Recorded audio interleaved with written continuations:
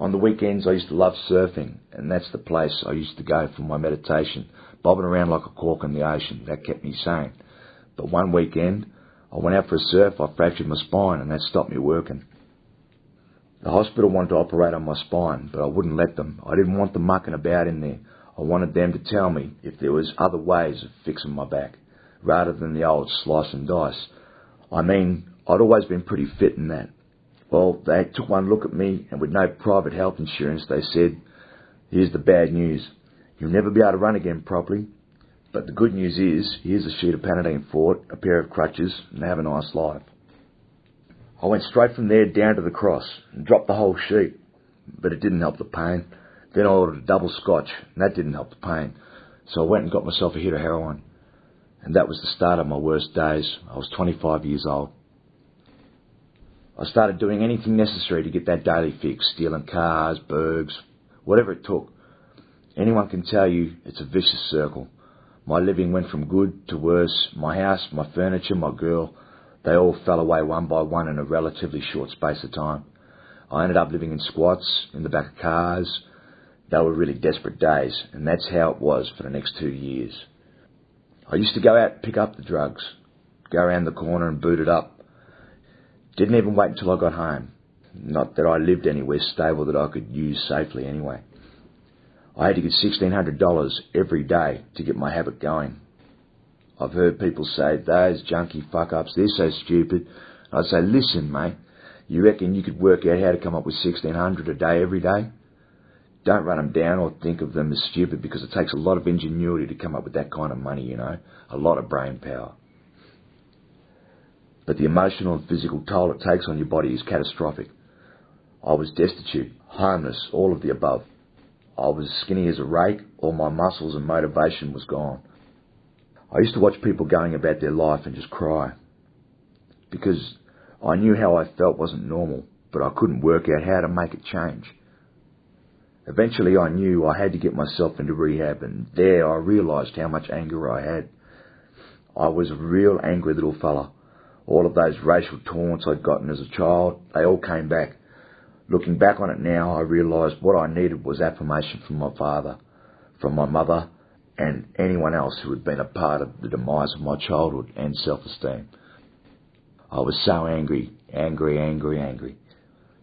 I was a lethal little weapon. I'd been trained as a kid how to use my fists, but I was so angry that I couldn't even get calm enough to do the anger management part of the rehab.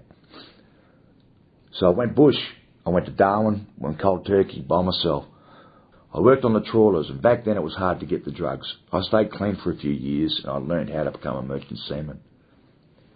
Eventually I left. I went travelling doing any old jobs. From the needle I was clean, and not from drinking, because even though drugs were hard to find that time in Darwin, well, booze is another thing.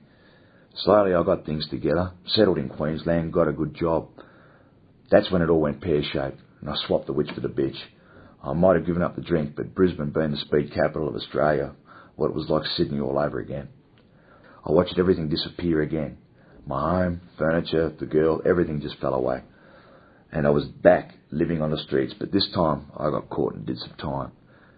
The psychosis that comes with speed, it sends you a bit crazy, and that's when I got into trouble. I did 2 years in mainstream with the big boys. When I went in, I got put in the slot for 45 days, in darkness and in a straitjacket, which at least kept me clean. And when I got out, I went over to the Coke machine, put $5 worth of coins into it, and put all the cans into my footy sock, tightened it up, and went over to the biggest bloke in the yard and smacked him out. And that was my sign to everybody else to stay away. I copped a flogging of my life that day, but after that, they left me alone.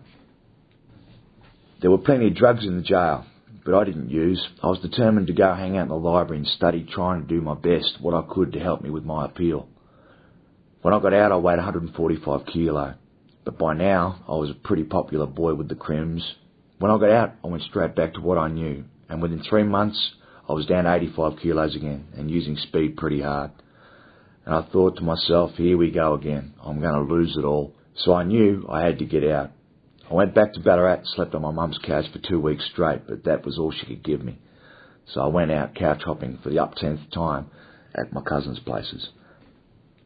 I was still using a bit, whatever was around, but I nearly got done for it. And after my stint in Queensland, I realised that I didn't want to end up behind bars again. And more importantly, I didn't want to be institutionalised or earmarked as such. To be thought of as a non-productive member of society by police and to be thought of as a mainstream suspect for anything that was going down in the area, and that was what was happening and was becoming very apparent. So I started to tackle the real issues to get some self-esteem back.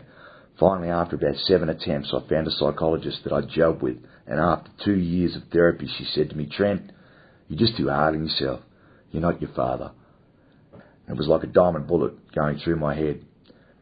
My self-criticism far exceeded what I should be doing, and that's the first time I really started to get a hold of my anger and stopped blaming all the other issues and people. This time it had to be about me and by me. It reminded me of the time I'd met the Dalai Lama and his message, patience and happiness. That's what I knew I wanted, and this fruitless searching had to end here, and that's when I started to turn it around. The place I live in now is a place that I've lived in the longest of my life. I've been there 5 years, and all of those things I once had have come back. The furniture, the girl, all of that stuff, so I know I can get there. When I was about 29, I came to the realisation that I'd never get a sorry from my dad, and I had to respect where he comes from. He lived his life like all of us. He made his choices, so there's no point in me waiting for him to do something that I was never going to get. But a few years ago, after his partner died, I got a phone call from him, and he acknowledged that he hadn't been a good father at all, and he apologised. It was so unexpected, and it felt bloody awesome, and actually like a big weight had been lifted from me. I've never been completely out of trouble, and I guess I'm always going to have to classify myself as a drug user, even though I don't use today, because it's still in me, all my past. But you know, you have to do what you have to do to survive at different times. But my goal, and I'm getting closer to it today than I've ever been before, is to one day be free from trouble, full stop, and to be happy.